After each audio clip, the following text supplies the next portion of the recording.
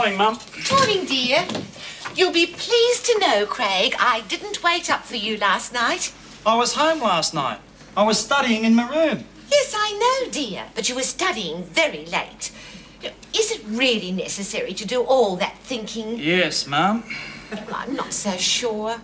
You look at your father. He got through life without thinking. Yes. But, Mum, I'm going to uni. He didn't. Precisely, Craig. As your father always says, if God had meant us to think, we'd all have been born with a duffel coat.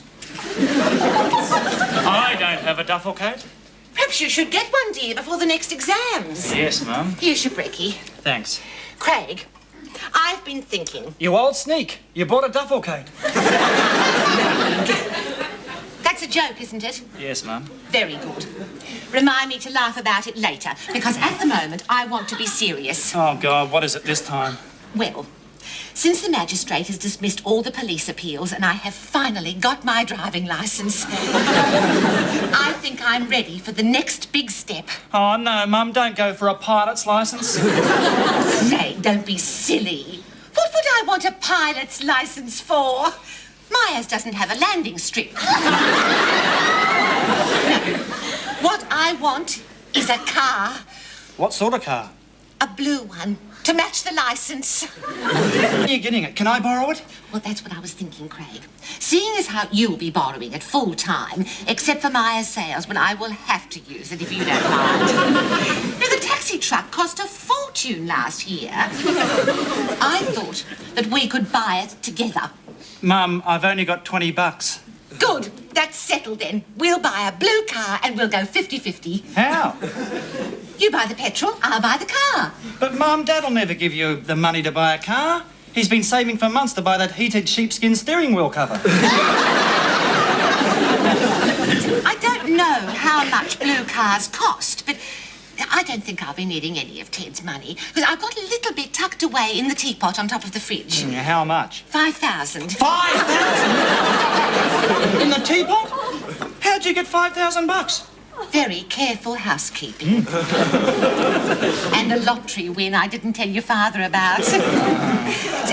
I was going to surprise your father and get him that log cabin annex that he's always wanted for the caravan, but it does seem a bit of a waste. Seeing as how we use the van so little. Use it that little? We haven't seen it since 1964. Is it still down at the Fairy Del Park? Probably floated off to Fiji by now. Oh, don't be silly, Craig. Bessie can't float. The tyres are flat. Besides, she's setting concrete. Where's Dad? Still in bed? Soap and water, Craig.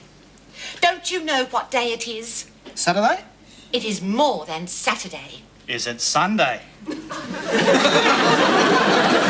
It's Anzac Day. And you know what that means to your father. Yeah, blisters on his feet. That's later.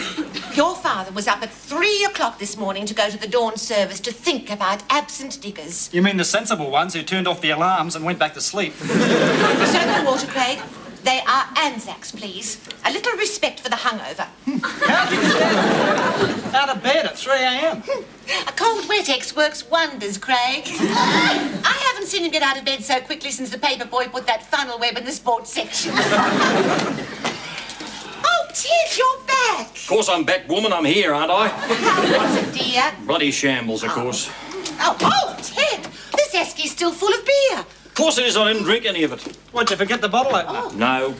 One of your mates bring a keg. No, I just didn't drink anything. Well, what happened?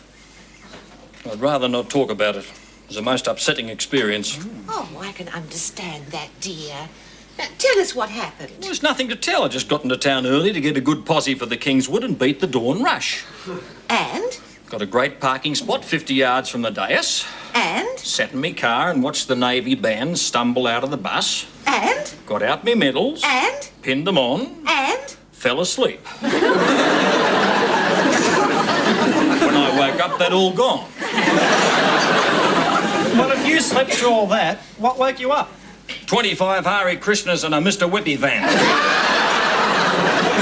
Nearly shot through the roof of the Kingswood. Ted, if you didn't see any any of your war playmates. How are they going to know about the reunion tonight? They'll be here. They'll be here in droves. I stuck an ad in the reunion column.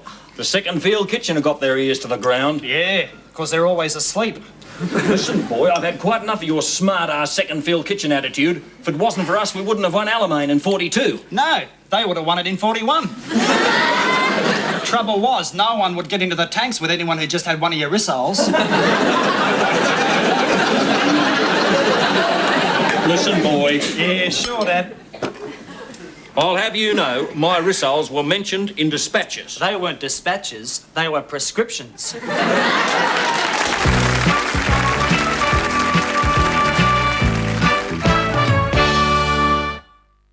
Greta, it's so good of you to help me with the food. Are you sure Bruno doesn't mind? No, Mum, he's out with the boys. Some of his Italian friends. No, Mum, Australian friends. Australian friends? Gosh, he's becoming so assimilated. Next thing you know, he'll be naturalised. Mum, Bruno was born here. Yes, I know that, dear, but I'm sure your father would like him to be naturalised anyway. Or at least sell the Valiant. Mum, you've got 4 tons of food here. I think I've got enough, Grace. You've got enough to feed an army. The army are coming. Yeah, the last time we had a reunion, they ate everything in sight, even the chocos. One of them ate half the grapes off my hat. Oh, Mum, they were starving. They just got out of Changi. That's right. That was in our first house, Greta. Dear old Emaruo. Oh, number 12, Wombat Crescent. I wonder how the old place is now. Why don't you look over the fence? It's just next door. Oh, so it is.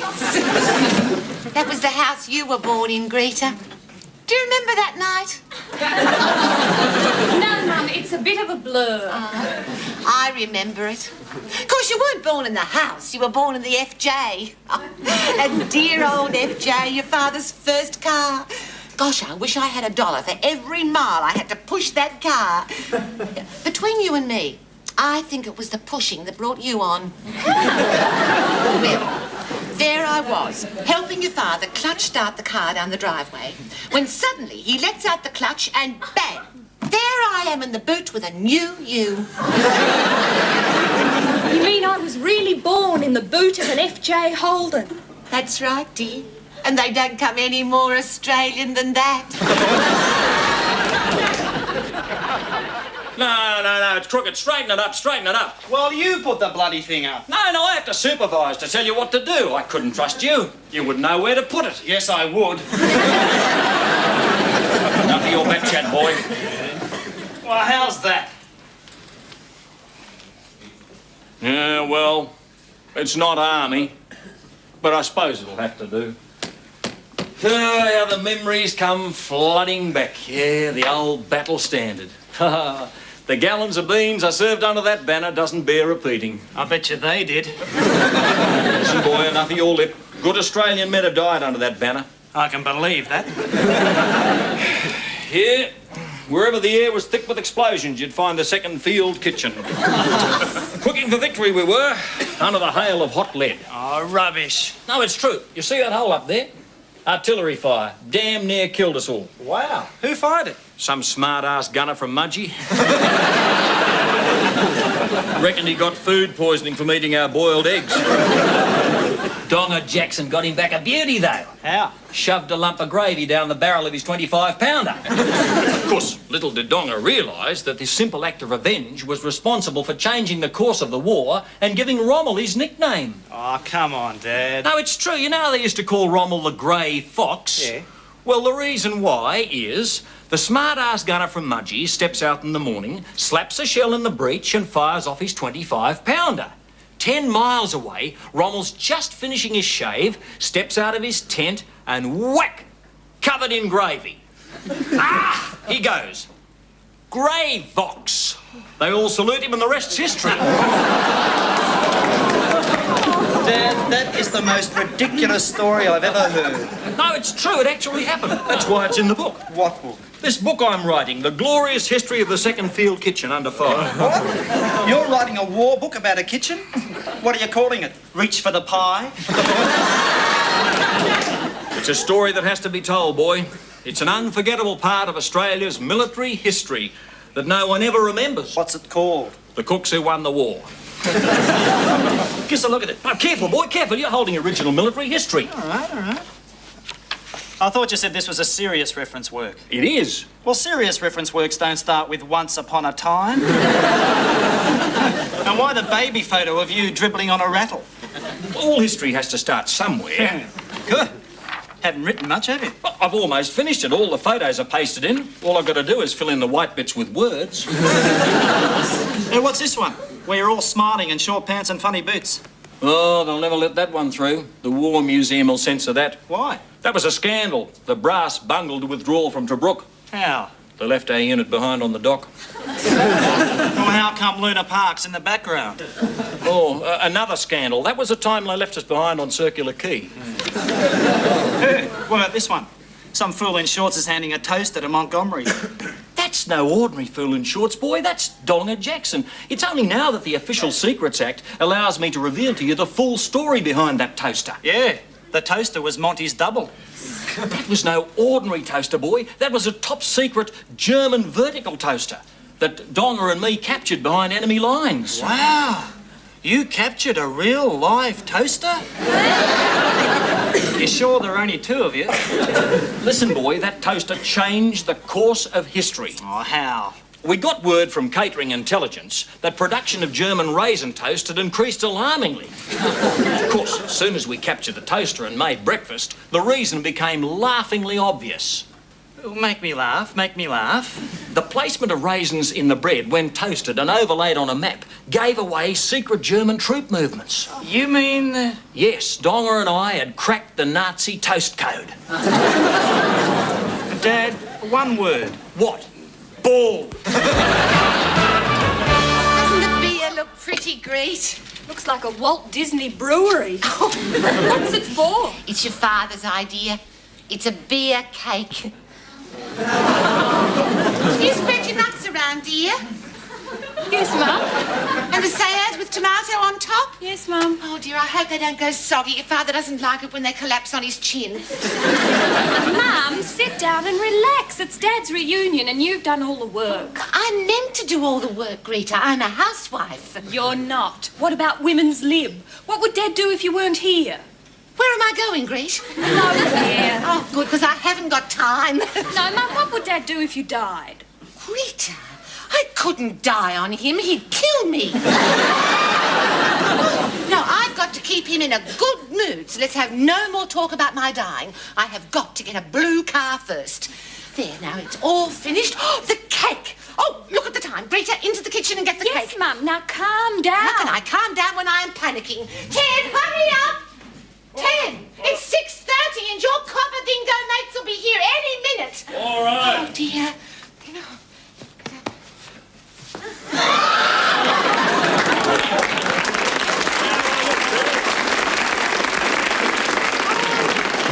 Oh, Ted.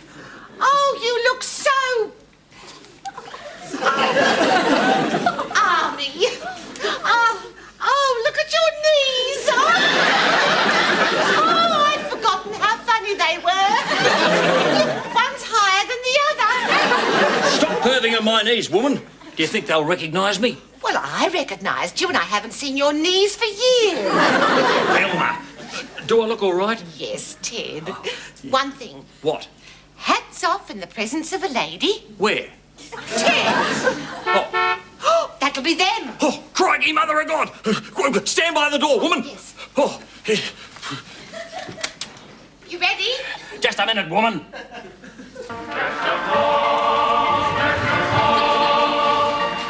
Now!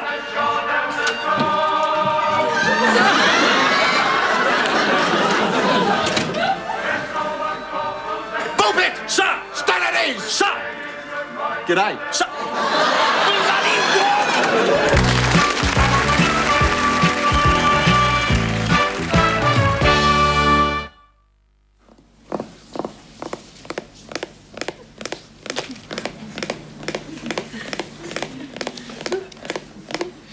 what?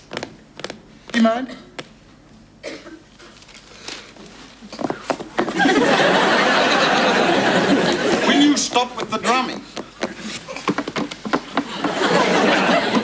matter with you? Nothing. It's my party and I'll drum if I want to. See? You're mad, Mr. Bullpit.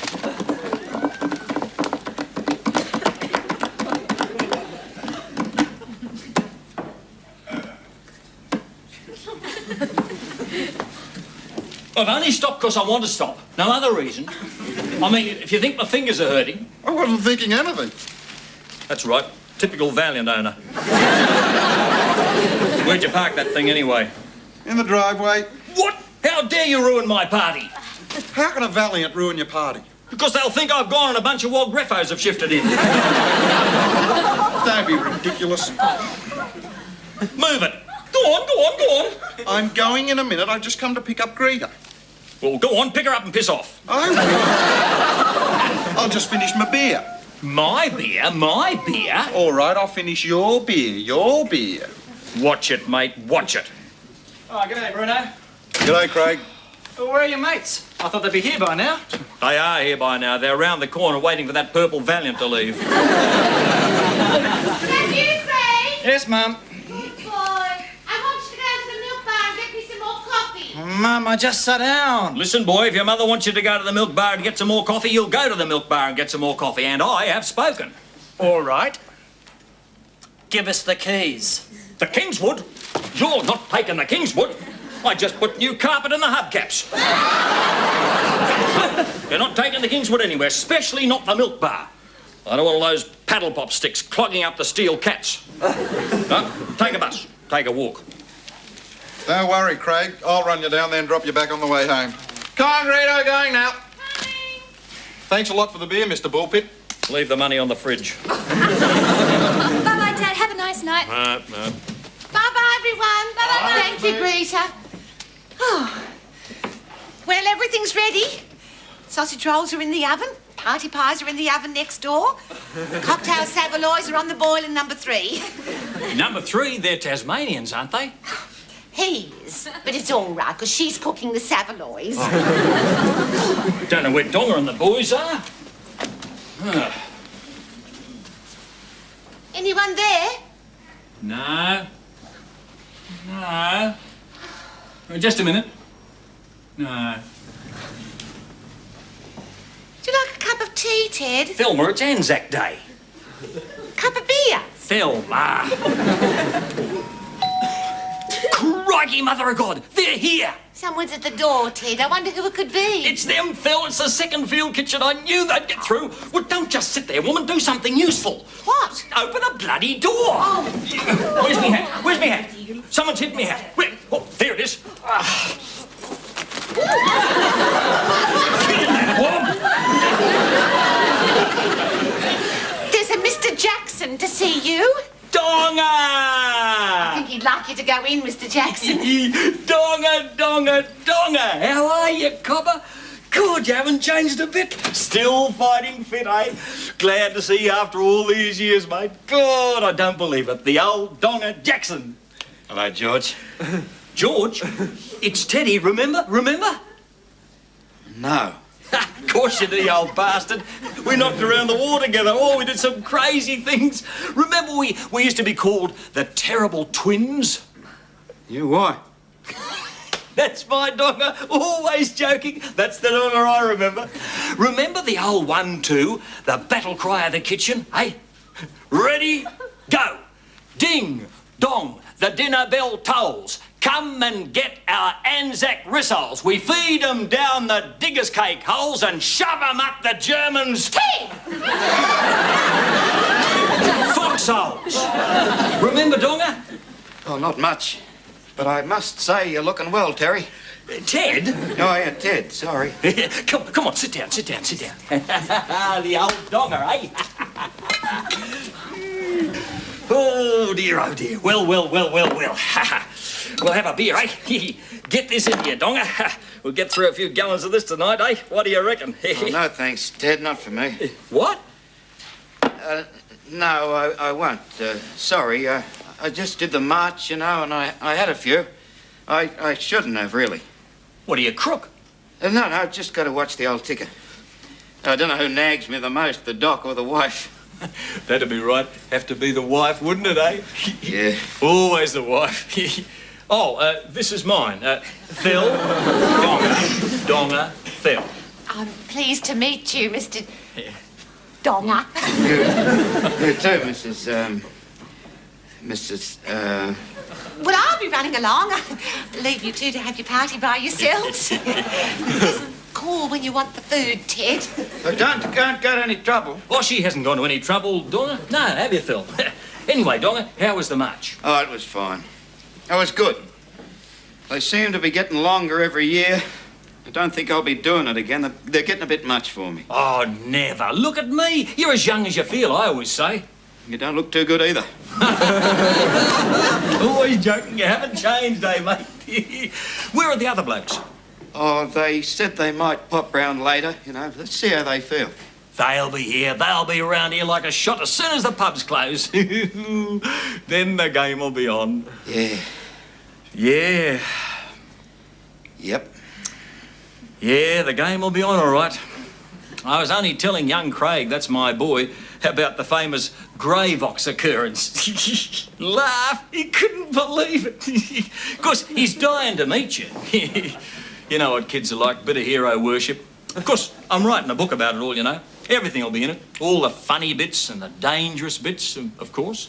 And all the photos. Lots of photos, of course. It'll help sales. Here, I'll show it to you. Here. Of course, it's not finished. You see? Now, there we are in that pub in Cairo. See? See?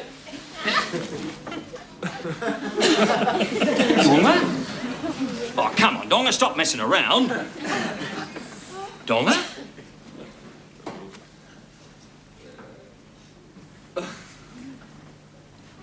Jeez, he's dead.